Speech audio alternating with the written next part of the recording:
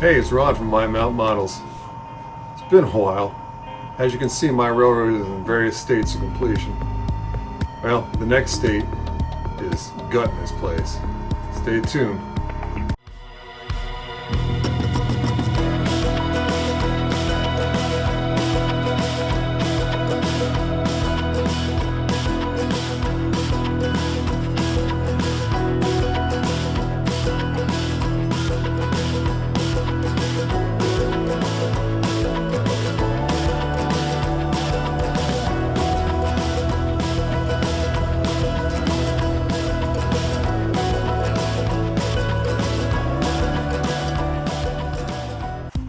So let's start a little backstory about how I got here. Let's go back to the beginning.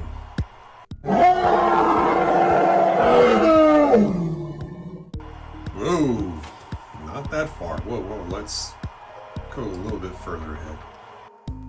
So back in 2012, I moved into my house and I have a large basement and I corned off an area for my current layout area, my room.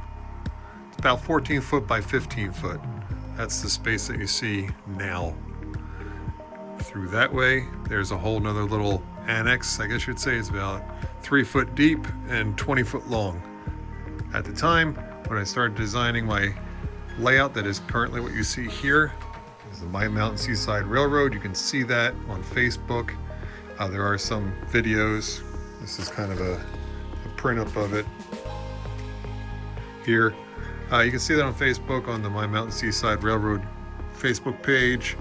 I wanted to kind of get certain scenes.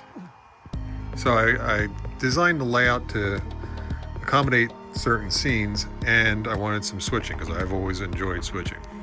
So you can see there's a town with some switching industries and stuff, but mainly it was going to be a seashore town with marine scenes and lighthouses and boats and docks and stuff like that.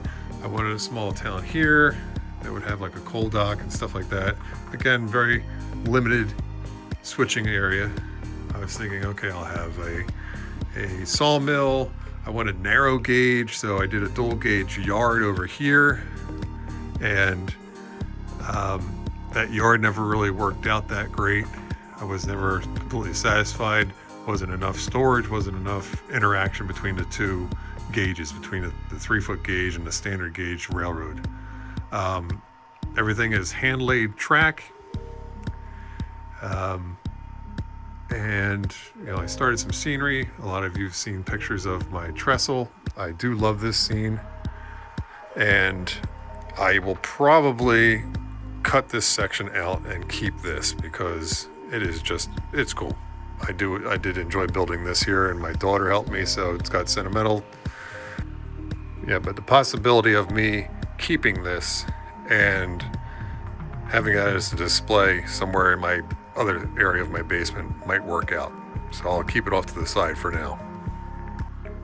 Another thing is I wanted a long narrow gauge. I designed a mine up here on the second level. There was livestock sidings over here. There was going to be a lumber sawmill and lumber area up on the top. There's a bunch of trees that I built here and some extra track and stuff, but the reach was too far. It was I'm 6'5", so I had no problem, but everybody else that I knew, it was too high for them, even with small step stools and stuff. So that was another shortcoming that once it was actually started getting built, it reared its ugly head saying this is too high and it's too deep in some scenes. You can't even reach it. It's not practical. So back about 7 years ago, a friend of mine, Ralph Heiss, I was mentioning back then that I wasn't completely happy with the layout that I had, and I was thinking of switching to a layout, industrial urban switching layout. Well, he introduced me to this little branch line in Philadelphia off of Delaware Avenue that was called Canal Street. Well, you can all blame Ralph Heiss for this one because I started building Canal Street. So Canal Street was about a quarter-mile branch line that came off of Delaware Avenue along the Delaware River in Philadelphia.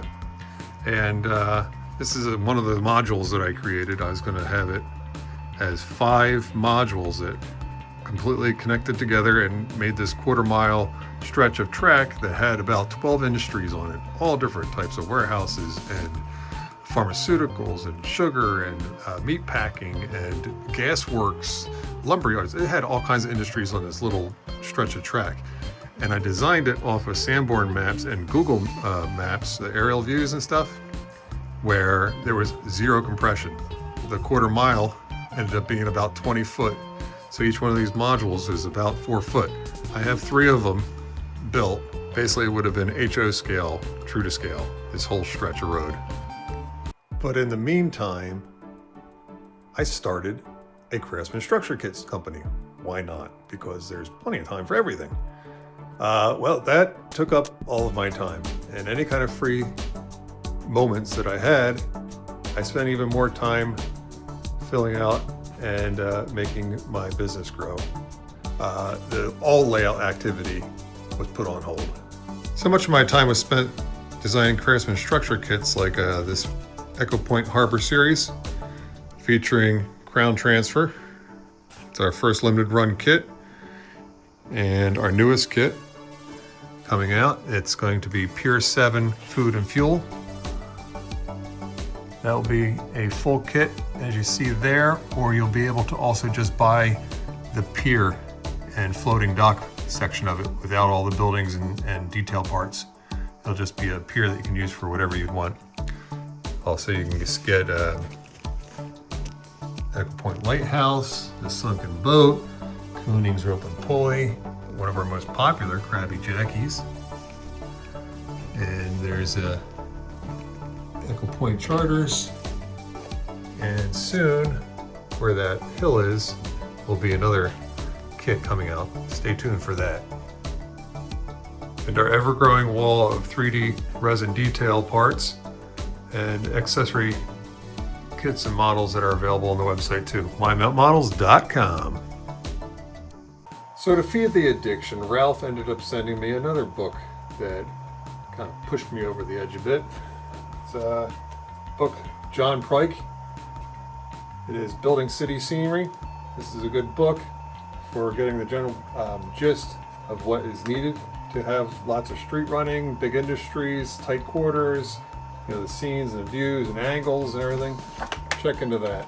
There's countless websites available that you can get information on. A lot of, I'm basing a lot of mine on the look of Philadelphia.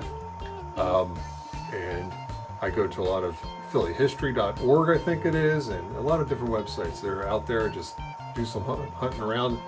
The research is another fun part of the hobby that you can dive deep into and get a lot of information and find secret nuggets that you can add to your layout and make it that much more realistic. So I came up with a preliminary track plan, getting rid of what you see here, keeping some of the elevator bench work because a lot of it's in the spots that I need, just some adjustments here and there. The track planning software that I like to use is called Xtract CAD. It's a free software that can be found. Xtract CAD, I'll put a link to it in the video description. I came up with this track plan here. I'll put a better picture of it up on the screen.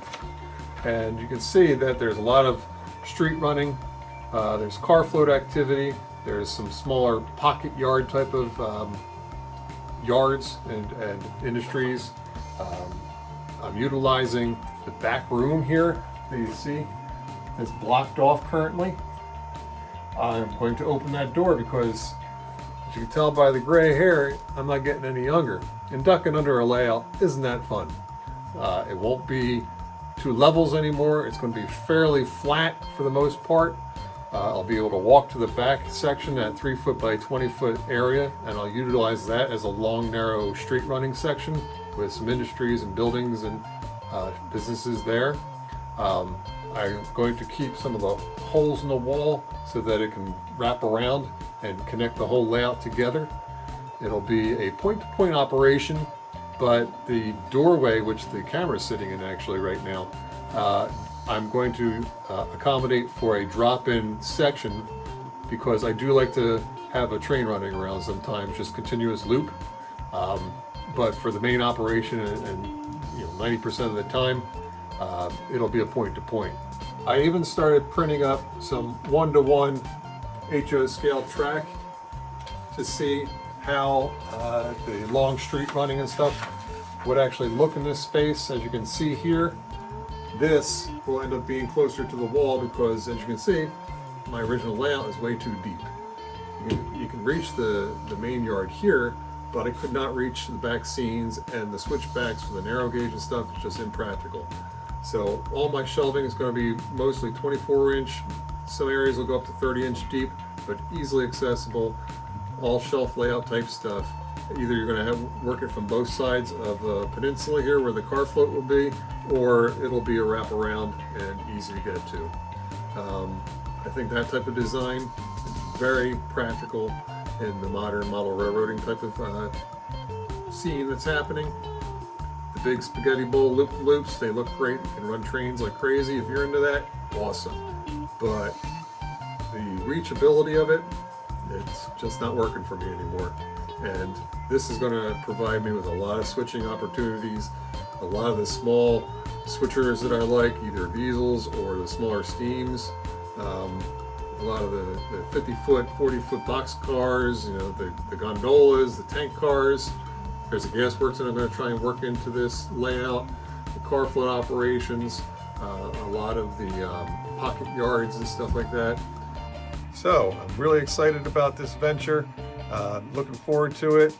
I hope you're along for the ride. First thing on the agenda is to get rid of this old layout, taking down all the scenery that's there, taking down the top deck, saving all the turnouts that I can and all the track work. That'll come up easily since it never got ballasted. It'll come up easily. Reuse a lot of the turnouts, get the benchwork prepped up. A lot of it's going to stay the same, and looking forward to it.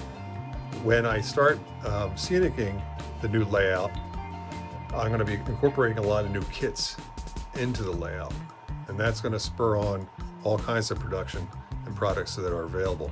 So keep an eye open for it at minemountmodels.com. I'm Ron Kleiss. Keep model railroading.